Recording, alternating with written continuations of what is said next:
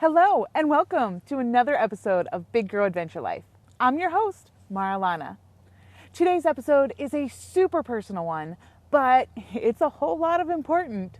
We're going to talk about me. Okay, it's not just about me, but it's the parts of me that brought this original big gal before you. Stories matter, so take a seat and come meet me. Over the years, I've said that I'm going to write a book for fat people. Okay, I didn't say that because before the word fat just rubbed me wrong. So wrong. I would say I want to write a book for plus size or big women, showing them all the things that they are capable of. I've done it, so I know that they can do it too. So I think you should let me tell you that story. Chapter 1. I wasn't always plus size. From a young age, I was always a bit heavier. Taller than some, definitely chunkier than most. But as a kid, I never let that change how I interacted with the world. Then in junior high and high school, being larger and a big girl, it definitely had its drawbacks. I got teased, I was self-conscious, dressing rooms were a nightmare, and coming from a lower income family, my wardrobe was not doing me any favors. Luckily, I had sports and some really amazing friends that made up for the bad. Sure, I was the duff. I didn't know what that was till the last few years, but I was in fact the designated fat, ugly friend. And I'm okay with it. I get it. If you don't know what a duff is, look it up. Chances are there is some sort of duff in your friends group. Or, hey, you might even be the duff. I'm pretty sure that I might still be the duff. But now I'm delightfully fat, unbelievable friend instead of the fat, ugly friend. Anywho, I made it through. Ended up being valedictorian of my class and so many extracurriculars under my belt that it's no wonder I'm so well-rounded. It's no wonder, though, why I took on my first relationship and thought it was the one. I was plus size.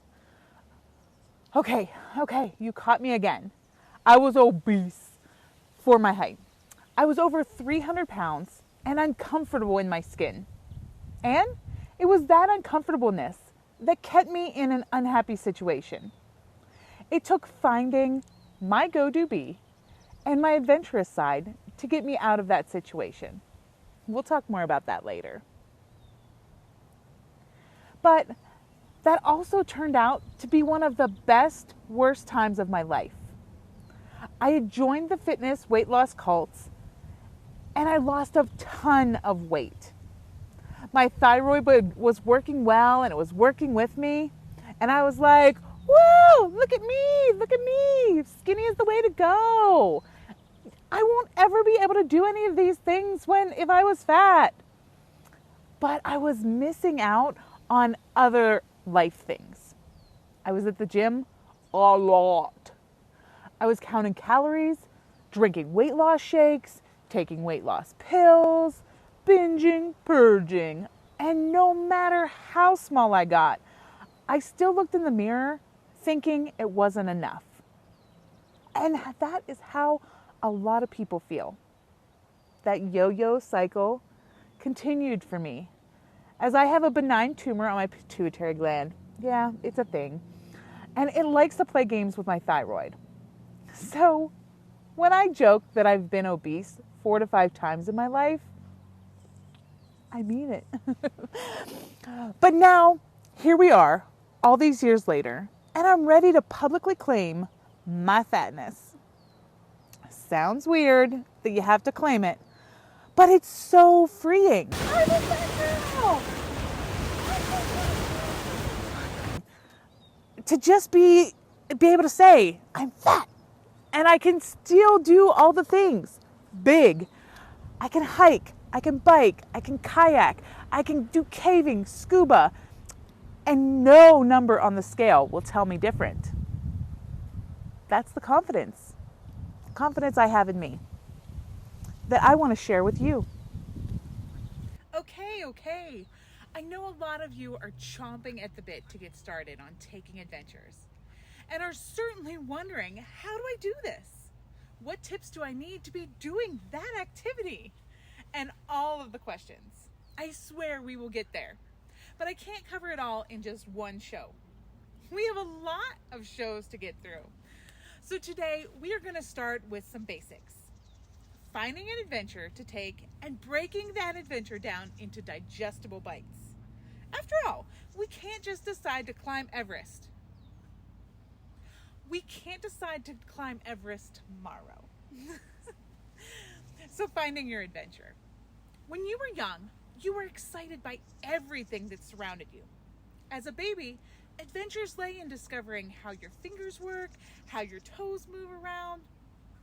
As you got older, though, there was this adventure of trying new foods and learning how to roll over and eventually crawl, then walk.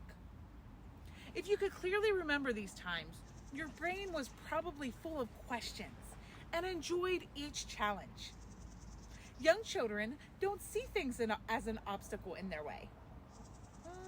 We kind of do. They patiently and keep on trying till they learn how to climb these stairs and learn how to dress themselves.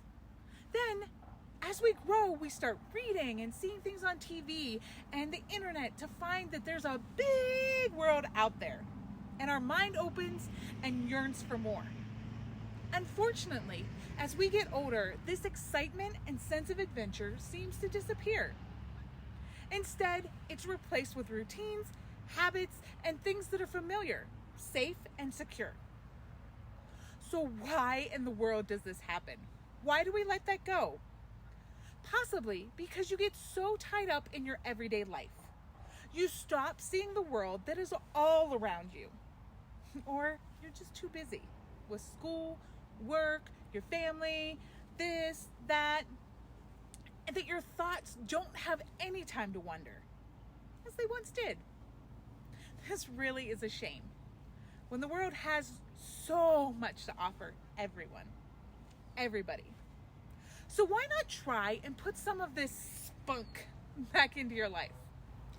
This can be easily done by allowing yourself the pleasure of wondering and letting your mind go to the Alps and seeing those breathtaking views, or scuba diving off the Cays in Belize, or taking a road trip across the United States.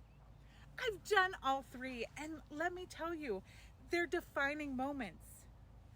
Maybe the thing that you want to be isn't the most sensible thing that you should be doing.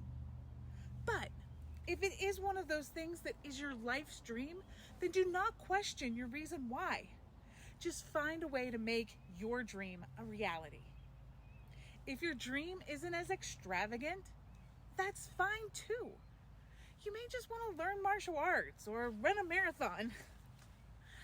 Instead of telling yourself you don't have the time for these things, make time. This could involve coming home late for dinner once a week or missing that wine with the girls. But if you are willing to make a small sacrifice in order to have some adventure in your life, wouldn't you do it? Life truly is an adventure with lots to learn and see. Okay, I think that was a great place to start. So let's just go for a walk and talk about why taking a walk is one of the best places to start for training and getting ready for finding your activity. Let's go. So, you may notice that I like to take walk and talks a lot. And it's in good reason. It has so many benefits.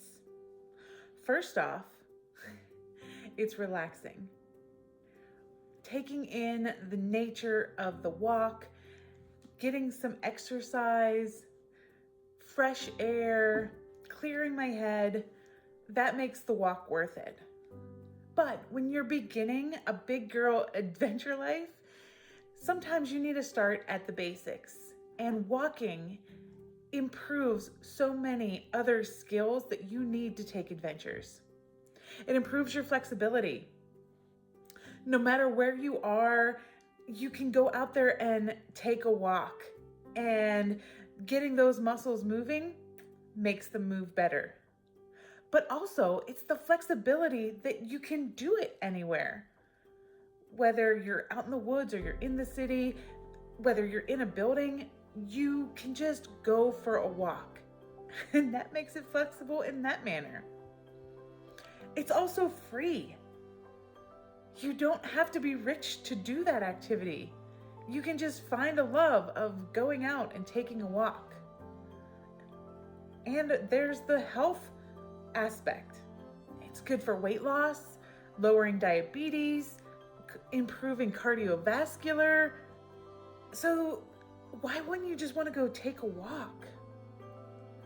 And if we didn't even have those reasons, it's a socialization opportunity. It's an opportunity for you to make friends and see people's faces and smile and be smiled at. And again, it's that basic place for you to gain confidence to do more. It's inspiration for you to want to do more, to go further, to see more things, to climb higher, to find new areas, and improve your cardiovascular, improve your fitness, your endurance, all of these things. Because you can see that you can. And every time you're going to get better and better. You're going to be able to go further. You're going to be able to climb higher. And walking is the basics of that. So whenever I tell you that, you know what, just go take a walk, I don't take it lightly. Just go take a walk.